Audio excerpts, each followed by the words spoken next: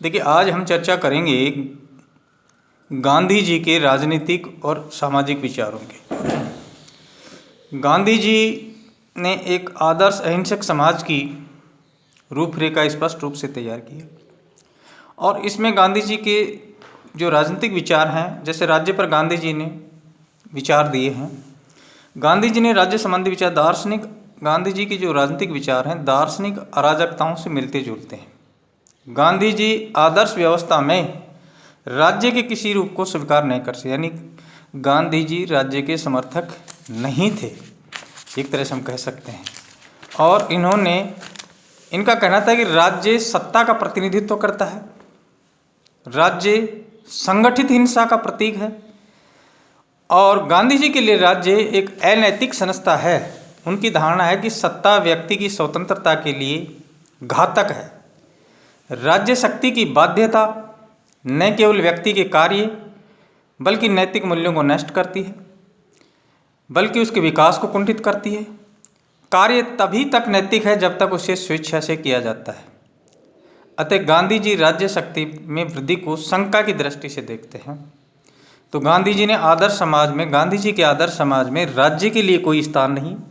वे राज्य विहीन प्रजातांत्रिक समाज के इच्छुक हैं, यानी वे सामाजिक जीवन इतना स्वच्छ, पूर्ण और ज्ञान युक्त हो कि स्वतः नियमित हो। गांधी जी के शब्दों में ऐसे राज्य यानी समाज में प्रत्येक अपना शासक है। यह अपने आप को शासित करता है, यह अपने पड़ोसी के लिए कभी बाधक नहीं होता है। आदर्श राज्य में कोई राजनीतिक सत्ता नहीं है क्योंकि कोई राज्य नहीं। तो गांधी जी की जो राजनीतिक विचार में है उसमें राज्य के लिए कोई स्थान नहीं है। राज्य एक आवश्यक बुराई है गांधी जी की दृष्टि से। दूसरा है संसद पर गांधी जी के विचार।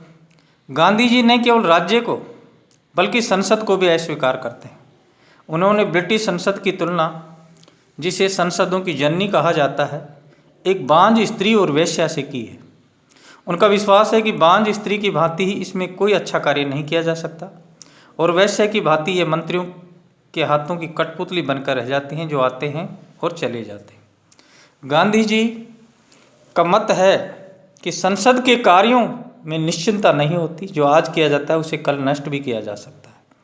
इसके सदस्य मिथ्यावादी और स्वार्थी होते हैं। ये गांधी जी का सोच था कि संसद के सदस्य मिथ्यावादी हैं और स्वार्थी हैं। इसकी विचारधारा दलीय होती है, जो सत्ता को बनाए रखने में लगी रहती है। तो यानी जो हमने गांधी जी के राजनीतिक विचारों के अंतर्गत दो विचार पढ़े हैं, एक राज्य पर विचार, तो गांधी जी राज्य को एक आवश्यक बुराई के रूप मानते हैं। दूसरा, गांधी जी संसद को भी राज्य के विकास में एक अवरुद्ध मानते हैं, यानी कि व्यक्ति के विकास में अवरुद्ध, और उसकी तुलना बांझ स्त्री से की। इसके बाद में राजनीतिक विचारों में तीसरा पॉइंट है विकेंद्रीकृत राजनीतिक और सामाजिक व्यवस्था। गांधी जी विकेंद्रीकृत राजनीतिक व्यवस्था और सामाजिक व्यवस्था का समर्थन करते हैं, यानी गांधी जी सत्ता के केंद्रीकरण के विरुद्ध हैं। उनका विचार है कि केंद्रीकरण जीवन को जटिल बनाता है। उन्होंने व्यक्ति की साधारणता, साहस और निर्माण शक्ति को नष्ट करता है। इसलिए गांधी जी का आदर्श प्रजातंत्र, स्वशासित, स्वावलंबी, सत्याग्रही ग्रामों का संघ है, यानी वो ग्रामीण व्यवस्था की स्थानीय इकाई ग्रामीण व्यवस्था होनी चाहिए। सत्ता का विकेंद्रीकरण होना चाहिए। प्रजातंत्र को सफल बनाने के लिए विकेंद्रण का होना जरूरी है, सत्ता का विकेंद्रीकृत होना जरूरी। स्वावलंबी और छोटे छोटे समूह होने चाहिए। गांधी जी छोटे छोटे समूहों पर बल देते हैं। इनमें समूह के सामाजिक जीवन में समानता वर्ण संकर के आधार पर स्थापित की जाएगी। इनमें अपरिग्रह, असत्य और रोटी के लिए श्रम के लिए नियमित प्रचलित हो। इनकी सभ्यता कृषक और ग्रामीण होगी, यानी गांधी जी छोटे छोटे समूहों में आपस में इनमें न्याय, आपसी मेलझोल, बातचीत, अनुरोध और पंच फैसलों द्वारा कभी कभी आत्मकष्ट किया जाएगा। इसलिए इस व्यवस्था में नए बड़े नगर होंगे, नए भारी वाहन होंगे, नए बड़े अस्पताल होंगे, नए डॉक्टर की श्रेणी होगी, नई न्यायालय व्यवस्था होगी, नई वकील प्रणाली होगी। यानी स्वावलंबन छोटे छोटे समूह के आधार पर गांधी जी राजनीतिक सत्ता का एक तरह से विकेंद्रीकरण करना चाहते हैं, जिसमें सत्य, असत्य और अपरिग्रह और रोटी के लिए श्रम प्रचलित हो। इसके बाद में समाज का पारिवारिक स्वरूप। गांधी जी एक आदर्श राज्य के लिए गांधी जी इस आदर्श राज्य की विकेंद्रीकृत अहिंसक आदर्श समाज का स्वरूप पारिवारिक है। इसमें व्यक्ति और समाज के संबंध परिवार के सदस्यों की भांति एक दूसरे पर आश्रित होंगे, अन्याश्रित होंगे। गांधी जी उस व्यक्तिवाद को अस्वीकार करते हैं जो सामाजिक कर्तव्य की उपेक्षा करता है। गांधी जी का सोच है उस आदर्शवाद व साम्यवाद को भी अस्वीकार करते हैं जिसमें व्यक्ति को स्वरूप राज्य रूपी देवी पर बलिदान कर दिया गया है, यानी कि व्यक्ति सर्वोपरि है। इस चीज को व्यक्ति की स्वतंत्रता और सामाजिक प्रतिरोध में मध्यम मार्ग अपनाना गांधी जी का मुख्य है। गांधी जी का विश्वास था कि पूर्ण समाज के कल्याण के लिए सामाजिक प्रतिबंधों से स्वेच्छा से स्वीकार करना व्यक्ति और समाज, यानी गांधी जी के जो विश्वास है कि पूर्ण समाज का कल्याण के लिए समाज का पारिवारिक शक्ति और व्यक्ति और समाज एक दूसरे पर आश्रित हैं, एक दूसरे के बिना इनकी कल्पना नहीं की जा सकती। इसके बाद में इसी में गांधी जी के जो ये विचार है विकेंद्रित राजनीतिक और सामाजिक व्यवस्था के तहत ही व्यक्ति का महत्व गांधी जी के दर्शन में व्यक्ति को प्राथमिकता दी गई। गांधी जी कहते यदि व्यक्ति का कोई महत्व नहीं तो समाज में शेष रहा ही क्या रह जाता। गांधी जी कह रहे हैं कि अगर व्यक्ति का ही समाज में महत्व तो फिर समाज में बाकी क्या रह जाता है।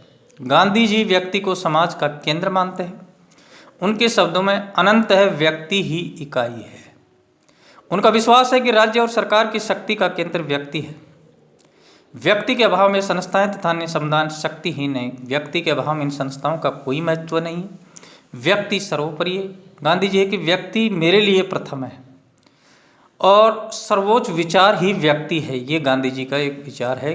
इसलिए व्यक्ति साध्य है, राज्य एक साधन के रूप में काम कर सकता है।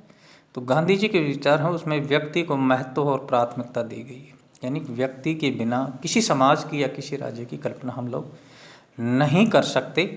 इसके बाद में सामाजिक कर्तव्यों के प्रति जागृति, व्यक्ति को महत्व देते हुए गांधी जी उसे सामाजिक कर्तव्यों के प्रति भी जागरूक रखते हैं। इसमें हर गांधी जी धर्म, अहिंसा और नैतिकता के तत्वों के प्रयोग में लाते हैं। गांधी जी का कहना है कि व्यक्ति को हमेशा अपने सामाजिक कर्तव्यों में आगे बढ़ चढ़ के भाग लेना चाहिए। बिना सामाजिकता के उसका कोई अस्तित्व नहीं है। वर्तमान संस्थाओं की स्वीकृति, गांधी जी का विश्वास है कि यथार्थ अहिंसा का विकास करके ही व्यक्ति राज्य विहीन, वर्ग विहीन और सत्याग्रही समाज की स्थापना कर सकता है, क्योंकि यथार्थ अहिंसा सिद्धि की अपर्याय, क्योंकि व्यक्ति अपने अहम को पूर्णतः त्याग सकने में असफल है, क्योंकि उसमें मानवीय दुर्बलता है।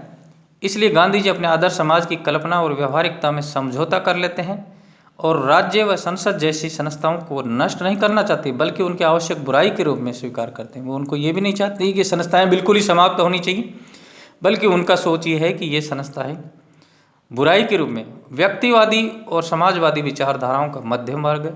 गांधी जी की अहिंसक क्रांति के द्वारा राज्य का जो स्वरूप प्रकट होता है वह आदर्श अहिंसक समाज और मानव प्रकृति को अपूर्णता तथा वर्तमान व्यवस्थाओं को ध्यान में रखते हुए किया गया। गांधी जी कह रहे हैं कि व्यक्ति सर्वोपरि है।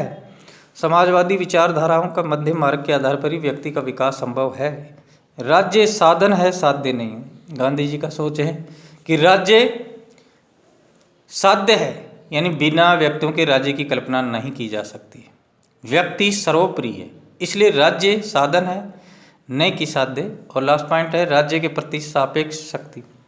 राज्य अराजकतावादी और बहुलवादियों की तरह गांधी जी राज्य की निरंकुश संप्रदाय सिद्धांत को स्वीकार नहीं करते कि राज्य निरंकुश हो और उसका व्यक्तियों पर एक पूर्ण नियंत्रण हो। इस सिद्धांत के गांधी जी खिलाफ हैं और इसी आधार पर हम कह सकते हैं कि गांधी जी के राजनीतिक और जो विचार हैं उनमें उन्होंने राज्य को आवश्यक बुराई माना है, संसद को।